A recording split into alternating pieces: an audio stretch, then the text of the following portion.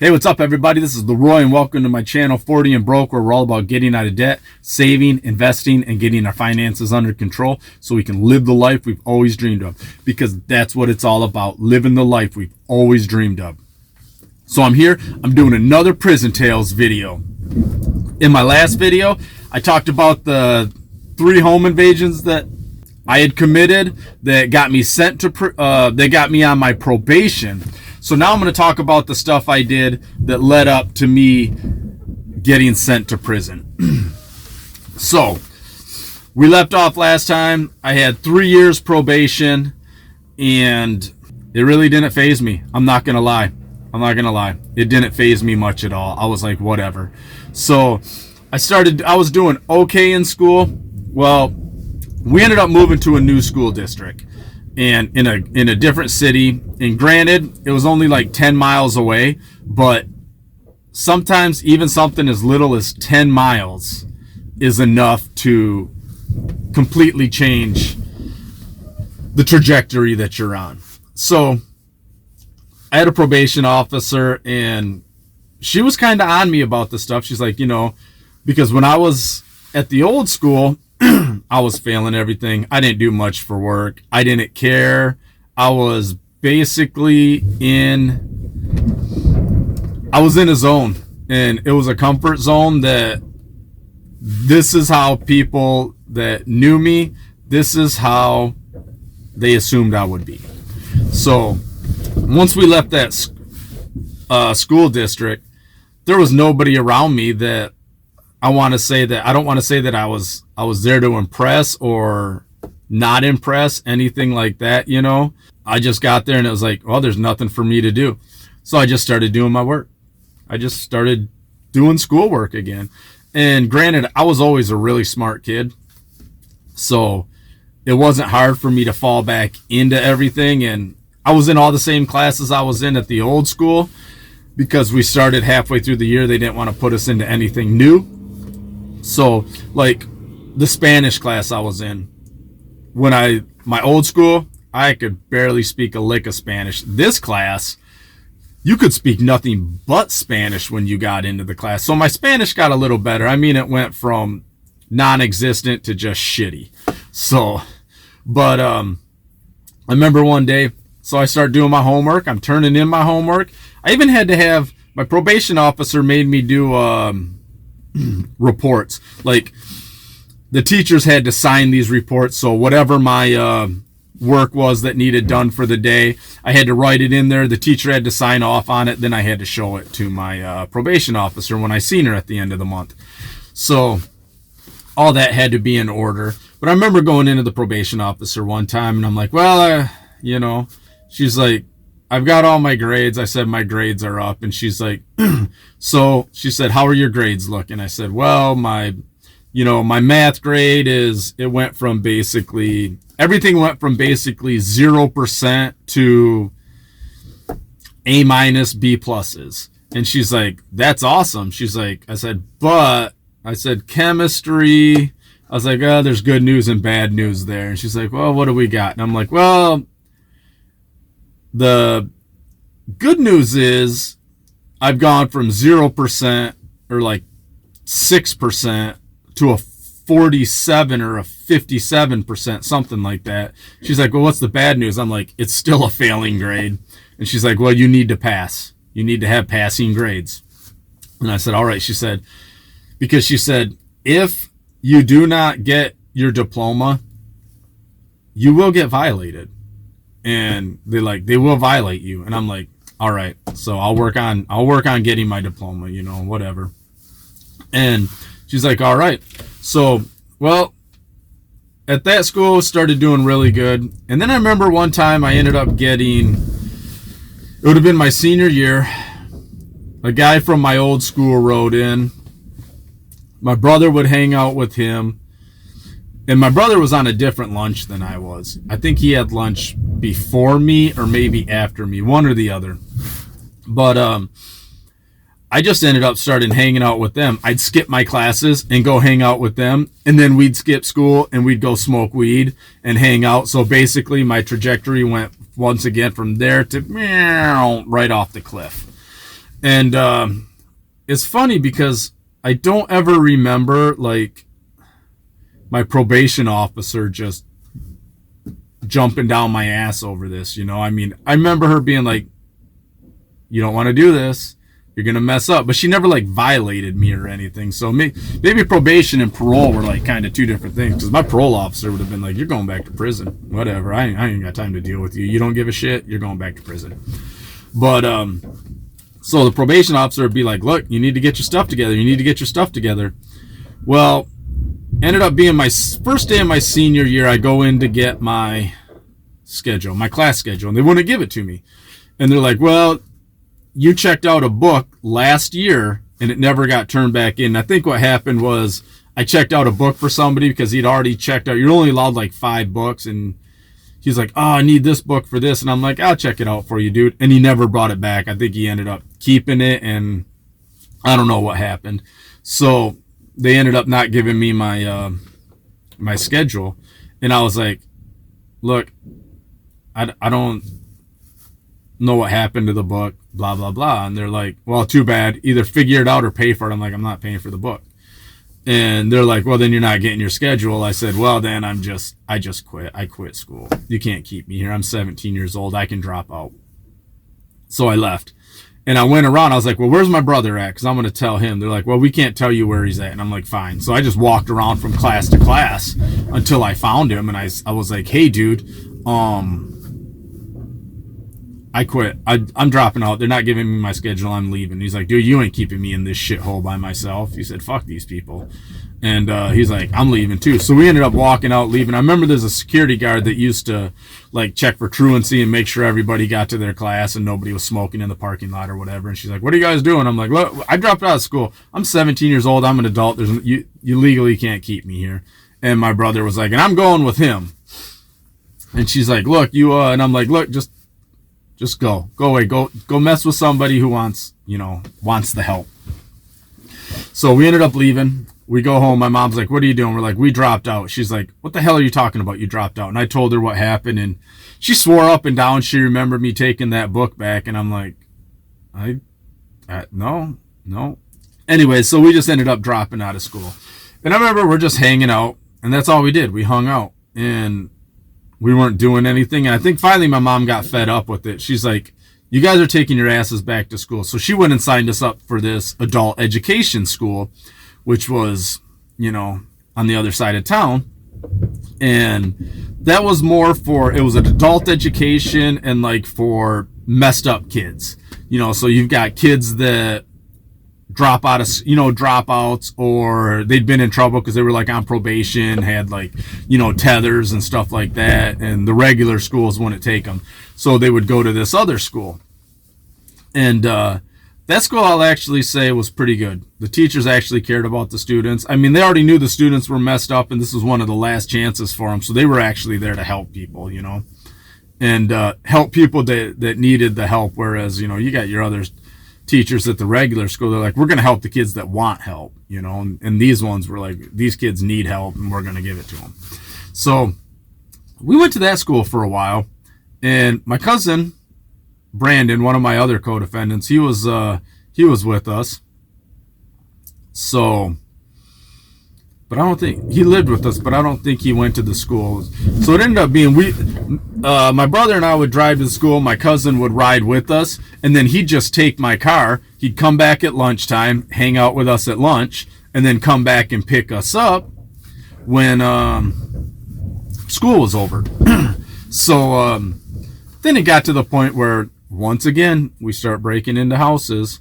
So instead of going to school, we'd skip school and go break into a house. And then after lunch, we'd go break into a couple more houses, and then we'd go home. So we had a couple houses that we would break into every day. And I mean, we're doing 3-4 houses a day, 2 in the morning, 2 in the afternoon, and then going home. And then we take the stuff, and my mom's thinking we're going to school, but we're not. We're just leaving for school, but then breaking into houses instead. So we end up going out and doing all this, and I mean, we'd break into a bunch of houses, and there's some that stick into my mind, and if I talked about some of the stuff that would that had happened, this video would be super long, and it's already going to be a long video. But did a bunch of B&Es, and we would basically steal anything that was small that we could resell easily. VCRs. I don't want to say they didn't have DVDs back then. They had CDs that just come out for music, but not DVDs. So we'd sell the VCR. We'd get VCRs, VCR tapes, CD players, CDs, stuff like that, and we would take them to pawn shops. We'd sell them to whoever. And, any little items we could find, we'd sell them. The VCR tapes, we'd sell them. CDs, we'd take them to, used to be a music store called, Turntable or something. And we'd take them to Turntable, and they'd give you anywhere from $3 to $6 for a CD. It was crazy. And so we would sell them the CDs and then, make a little bit of change for that, and we'd buy weed, whatever. A lot of times, and I don't know how this worked out, but a lot of the houses we broke into, they had weed in the houses, so we always found weed when we were doing our B&Es, which at the time, we're talking 96, weed wasn't legal in Michigan. It's not as prevalent as it is now. Like in Michigan now, medical and recreational is legal, so it'd be nothing to find where you just go to the store and buy it. But now, no, we find it, back then we found it all over the place. So I remember we were just breaking into houses left and right. Well, we ended up just basically quitting school again, not even putting up the semblance of going to school anymore. And and all we were doing was breaking into houses.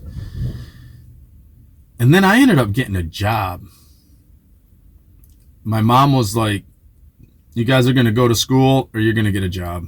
Either way, she's like, I'll drag your asses down and sign you up for school. And if I have to walk you to every class, you're going to go. And I was like, and I ended up getting a job instead. So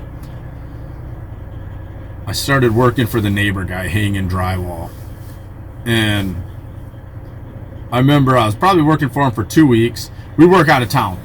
So I lived in the middle of Michigan, and we'd drive about two and a half hours or so down to Detroit or down by the Indiana border. And that's where we were working. So we'd stay in a hotel, and I was gone for the week. We'd leave Sunday afternoon, and I'd come back Thursday afternoon. And I started making really good money, and I was like, this is way better than doing B&Es. So I had basically turned my life around. But the one thing that had happened was I had started work in October, and we had already planned this armed robbery. So I ended up coming back, and we made it back by, I think it might have been Thursday night, maybe Friday. But anyways, I ended up going and doing this armed robbery, and it was just me and my cousin. For some reason, my brother didn't go with us, and I can't remember why. I can't remember what was the reasoning behind him not going. So we go out, we do this, we commit this armed robbery, and we pull up to the house. I park my car down the road because that's what I always did. I always figured out what house we were going to break into. I parked my car down the road where it was hidden off the road, and then we'd go up to the house and I checked to see if anybody was home. Always how I did it. And same time with this. I knew the guy was home because the lights were on. It's Halloween. Well, he opens up the door. We're dressed up like train robbers. We got, hats and the bandanas over our face, tied on our face. And we go up there. He opens in the door, and I'm like, trick or treat, give me your money. And he's like, is this a joke? I'm like, this ain't no fucking joke. Give me your money. So he's like, oh shit. Okay, so he gives us the money out of his wallet, $52. And then him and I are standing outside. I've got him standing outside by the garage. There's me, him, and his dogs running around. And my cousin was in the house. We went through everything. Dude's just like you're messing up, man. You don't want to do this. You don't want to do this. I'm like, dude, I know what I want to do. Don't tell me what I do and don't want to do. I was like, I got a family to feed. I can't. I kept saying, I got a family to feed. I got a family to feed. And trying to sound like older than I was or something, you know. Anyways, we ended up going through, getting what we did. Old coins. Go figure. Coin collection. Another coin collection. But so we got these old coins. I remember there was a 22 pistol with the laser sight. And then there was the $52 in cash. That's what my great heist got me. $52 in cash. Yeah. So we end up leaving. And I remember thinking afterwards, I'm like, this whole armed robbery stuff, that's not for me. No, I can do B&Es. I'm cool with those, but the armed robbery, I wasn't too cool with. But anyways, little after that was the last crime I'd committed. But like I said, you know, I turned my life around, but the damage is obviously already done. You know, your past comes back to haunt you and all that. And I remember one day I'm sitting at the table with my mom. It's morning time. It's probably about 6 a.m. She's getting ready to go to work. It would have been a Friday because I was just getting home. And my mom was like, there was my brother and my cousin, they were still committing the home invasions and stuff like that. And this was probably still, let's say, about a little bit after Halloween. And she was like, we're talking about something. And she's like, who are you and what did you do to my son? And I'm like, oh, what are you talking about? Oh, sorry, let me back up. Cousin, brother, and another guy moved into our house. And so my cousin and the other guy basically moved to our house. And then there was my brother, and they were still committing the crimes. So now I'm sitting at that table. And my mother's like, who are you and what did you do to my son? I'm like, what are you talking about? And she's like, you're a totally different person. Your attitude, your demeanor, everything. Even your probation officer notices it, to the point where she called me the other day and said, what the hell's going on with Leroy? Because he's a totally different person than he was when he first started coming into this office. And she's like, he got a job? She's like, I don't know. She's like, I've noticed the same thing. And so my mom was like, look, these guys, they're not doing shit. She's like, let them know. They've got till the end of this weekend. They've got till Monday morning to either have a job or I'm taking them down and I'm enrolling them in school. And if the other two, your brother can't do nothing about it, but if the other two don't like it, they can go find somewhere else to crash. I was like, all right, I'll let them know. So about 9 o'clock, she goes to work. So about 9 o'clock, I wake everybody up. I'm like, get your asses up. And I'm like, hey, this is what mom said. You guys have until the end of the weekend to either get a job or she's enrolling you back in school on Monday. And they're like, oh, you can't do this. She can't do this. And I'm like, then you don't live here. You can get your ass out and go find somewhere else to live. I said, but Chad, that's my brother. I'm like, you're work or school, dude. Work or school. He's like, dude, I don't have a car to get to school. And I'm like, dude, I'll pay for you to get your license. He's like, I don't know how to drive. And I'm like, I'll teach you to drive. I was like, you'll get your license. He's like, okay. And so he actually started looking for a job. I used to work construction for one of my mom's ex-boyfriends. And he asked that guy, hey, can I get a job working for you? I got to get a job or go back to school. And he was like, no, you're not going to work for me. You're going to go back to school. You're going to get your diploma. He said, you're not going to fuck your life up. So the other two guys, they heed and hawed, and they're like, you can't do this to me. I'm like, then get your asses out. Then get out. Because this is how it's going to be. You're either going to be in school Monday, or you guys are going to have jobs, or you can be off living somewhere else. Well, we'll live somewhere else. Kick rocks then, you know. It's like, I'm telling you what my mom said, and this is how it's going to be. And, but it all came to a head, and it didn't matter anyways, because I think just as my mom was going to sign them up for school, they had to do something. They were waiting on something. But within a week, they'd been arrested. And so they were all arrested, sitting in the county jail. And that happened in the beginning of December. So like I didn't get arrested till March. So it took them a while to get, well, I don't want to say a while, but it took them 4 months to get any sort of enough evidence on me to come arrest me. And because my brother wouldn't turn on me, and he was like, he wasn't even going to take a plea deal because they wanted him to do a lie detector test. And he's like, nope. And my mom's like, what do you know? And he's like, I know enough. And she's like, you need to just do it. And he's like, nope, I'm not taking people down with me. And then I told him, I'm like, dude, just do what you got to do, man. Don't worry about me. Do what you got to do. And he's like, So, but they ended up still getting me anyways. They had enough on me, and but anything I did with my brother never was brought up. If it was just me and my brother, I wasn't even questioned. I wasn't even a suspect in it. But with the other stuff, it was like with my cousin. Yeah, they knew about it, and it's like I don't hold a grudge against him because he was young, my cousin, and we did dumb stuff. We all did dumb stuff, but they ended up arresting me. I was talking to my brother on his birthday when they came. The officer called me, the detective called me and said, yeah, hey, we need you to come in for questioning. I'm like, yeah, well, I'm talking to my brother right now. And they're like, well, this is a little more important. I'm like, well, it's his birthday and he's in jail. It's so that's more important than talking to you.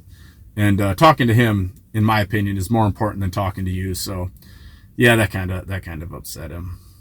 Yeah. That detective did not like me. I mean, I was young. I was a smart ass. From the moment he picked me up, I was a smart ass. And he didn't much care for me. So basically, that's what got me sent to prison. I ended up getting an armed robbery, a string of home invasions, as long as I am tall. And then, of course, I escaped from the county jail, and you've already seen that video. And if you haven't seen the escape from jail video, check out my Prison Tales playlist. And there's 2 escape attempts. One is the I escaped from the county jail, and that's me escaping, and the other one was a story of some other guys that attempted to escape. So, but all right, this video is 23 minutes long. Holy cow, man, can I talk when it comes to talking about the dumb stuff that I did. So, all right, once again, you know the drill. What lesson do we learn from this? Do not go to prison. Prison sucks. Plain and simple. Nothing fun about it. Avoid it at all costs. All right, have a great one, everyone.